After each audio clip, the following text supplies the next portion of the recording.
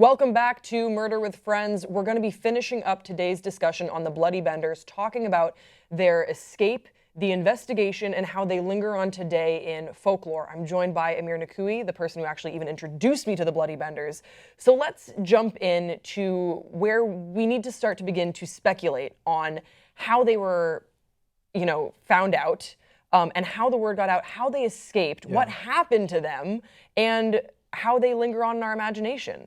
I don't even know. It's hard to sort out the fact from fiction here because this just happened so long ago. Honestly, I'm impressed that they even caught them to begin with. Well, they didn't. But they figured, they pinpointed where all this was happening. Right, and how this was pinpointed, we've heard multiple different stories. I'll tell you one, and these were all from credible sources, by the way. There's a different answer on Wikipedia, Murderpedia. There's a different one on Mental Floss.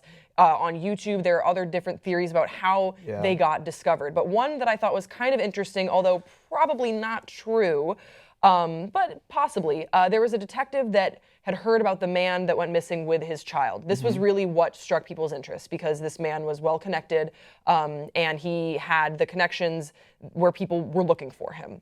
He wouldn't have just disappeared. So this man comes looking for them. He comes across the Bender General Store and Inn, and he stays there for the night, and he finds them a little bit weird. But he doesn't think much of it. And then sometime in the night, he notices something flashy, like a glint underneath like a table or something, a floorboard or something like that. And the Bender family had previously said that they had no interaction with this man and his baby. But he sees this glint, he goes and looks at it, and he realizes that it's the locket of the man who was missing. And so then he's like, well, they must have seen something. And then he runs out in a haze, and he sees Pa Bender and John Bender, the son, digging a hole with something wrapped up that looks potentially like a body. And he freaks out, and he sees this lantern shaking. He's like, oh no, I need to just pretend like I don't know anything, and I'll take off in the morning. So that's exactly what he did. He went back to the inn, slept, probably not well, and then the next morning is when he left and alerted people. But by the time the people came to the Bender Inn, they had already disappeared, and they'd taken a wagon with them, and they traced the wagon, but then eventually they found that the wagon was ditched somewhere and the horses were dead, which made me really sad.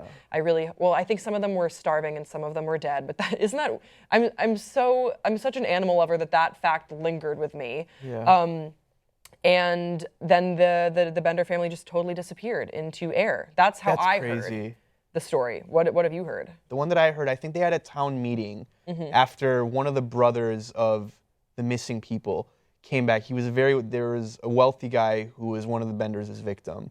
So his brothers came from Chicago or something in search of him. And then they pinpointed it to this area in Kansas. And they started asking around, and they put up a search party to search every one of the houses. At the same time, a big storm came, and when they got to the Benders' home, everything was gone. Well, I heard that they had to postpone. They announced, we're going to be searching everybody in Labette County. Because people, at this point in time, they knew enough that the people that were disappearing had passed through Labette County. It was a black hole here in Kansas. And they announced that they were going to do a search party at a schoolhouse. And then there was a big storm. They're like, we're going to do a search, but first, hold up, there's a storm. And the Benders were in this meeting. So they were like, oh shit. And then they totally disappeared. And so when people went to go search their house, and let's throw up a picture of this house because I think it's important. Because it's weird. This is the house that we're talking about. It's so creepy. It doesn't look like an inn to me. It looks absolutely not at all. creepy. How do you fit an inn in that? Right. It seems very small for the time. Yeah, there's that house right there. It looks incredibly creepy and small, but whatever. I guess that's what it was. The house, they found it abandoned, but then when they did a little bit of digging, this is another picture of all the bodies that they were uncovering. Yes, so they found the cellar where they would drop the bodies in and then presumably strip them of all their valuables and belongings. So they found this cellar, there was no bodies or anything, there was just blood. Yeah. And so they lifted up the cabinet, moved it over, and they tried digging under the cabinet and they found nothing. And they were like, oh wait, they're gardens, because they had an orchard where they would grow stuff there. Oh, yes. Yeah, and that's so right. And so the neighbors were like, yeah, their orchards are always freshly, the ground is I have it in my notes here where it says the neighbors recalled that the garden always seemed freshly plowed. Yeah.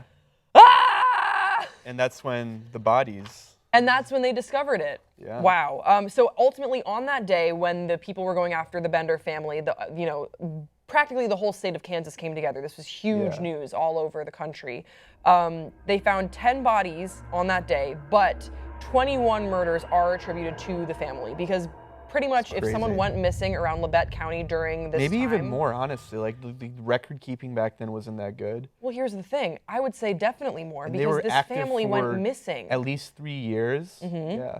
Well, and at not to least- mention Ma Bender, she probably killed way more people. At least all of her husbands. Yeah, at least. At least every single one of her husbands. But I just think it's interesting that this family then vanished. Yeah.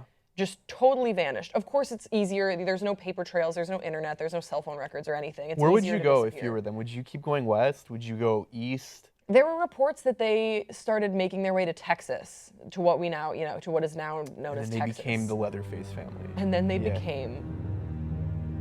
What? That'd be an amazing. This Right? brings up another thing. It's like the origin stories of how Right. Leatherface and the family came Right. to It's all in the family. Yeah.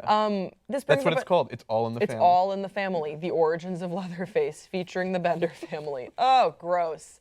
But I think you bring up a good point about the folklore and the reach that this story still has. Yeah. That they truly did vanish, and now we can only speculate about what happened to them. I think, of course, they had to have murdered more because that's the only way that they knew to make a living. Yeah.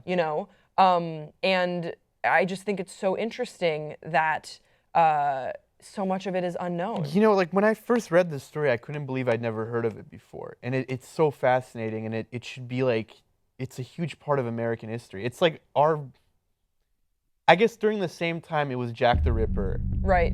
But do you think the reason why we don't hear about the Bloody Benders more is because it is unsolved? And so there's no resolution to the story. That's what I found. When I was doing this Jack research. the Ripper wasn't solved until like 2 years ago, I think. Is Jack the Ripper, it's been solved? Yeah, they solved it 2 years ago. What? You didn't hear that story? No one tells me anything Through anymore. DNA evidence. They actually Yeah, solved they Jack the actually Ripper. solved it. Do you think that we would ever solve? I mean, there have been so many variable reports There's so about. little records of the Old West back then. Right. 'Cause Right. These were like unincorporated areas for the most part. But for 50 years after the Benders disappeared, multiple people said that they were trying to claim this award, this award for best serial killer. So multiple people were trying to claim a reward for apprehending the Benders. No one actually did. It was about $60,000 in today's economy, and no one actually claimed the award. But multiple women who were traveling with their daughters, so mother and daughter, were if they had suspicious behavior, they were apprehended. And thought to be Ma and Kate Bender. Yeah. It's amazing how this still remains unsolved. And I don't think we'll ever have any resolution, unlike with Jack the Ripper. Yeah, it's crazy story, and it just goes to show, man, you had so many things to worry about back then, living back then. Like if you wanted to go out west, here's another fucking thing to worry about, other than like just getting killed trying to mine for gold or something, getting a disease on the trail. No, there might be a serial killer at the inn that you're trying to stay at. Yeah, a serial killer family. Yeah. All right, so I think that's pretty much as we can unpack about the Bloody Benders. But before we go, I want to know who you would cast as the family if they take this to a movie, which I think they absolutely should. What's his name? Alexander Skarsgård's dad. That actor, what's his name? Oh, he'd be great as Pa. Right, I know who you're talking Pa about. Bender. He's that prolific actor, Skarsgård. Yeah.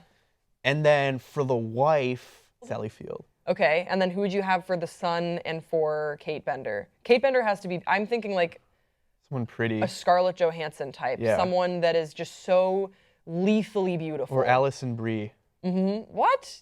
Alison Brie? Am I thinking of someone else? Yes. Alison Brie is from Community. Brie Larson is who you're thinking of. Shit. There's a Brie in there. Brie Larson would be also great, though, as Kate Bender. And then for the son, who would you pick? The little kid from The Road, he's grown up now. Well, I would actually, speaking of The Road, that's with Viggo Mortensen, right? I think Viggo Mortensen would be my pick for Pa Bender. I'm going a little bit younger. I think maybe like a Holly Hunter or a Frances McDormand for Ma Bender. Frances McDormand. Right? Ooh, she has that face. She has a handsome face. Yeah. And then probably Scarlett Johansson maybe, or for Kate Bender, just someone really sexually alluring and mysterious. And then I think for the youngest, boy, this mystery guy that definitely killed a whole bunch of people. I'm trying to think. Maybe Ansel Elgort, Elgort, the guy from The Fault in Our Stars, could be kind of interesting. But damn, I really hope they do turn this into a movie, because what a They story! will. What This a is story! a really good story. Guys, that's all that we have time for today on Murder with Friends. Thank you so much for watching. In the comment section below, tell us who you think we should talk about next time. Had you heard about the Bloody Benders before? Who would you cast to play them in a movie? Don't forget to subscribe, and we will see you next time on Murder with Friends.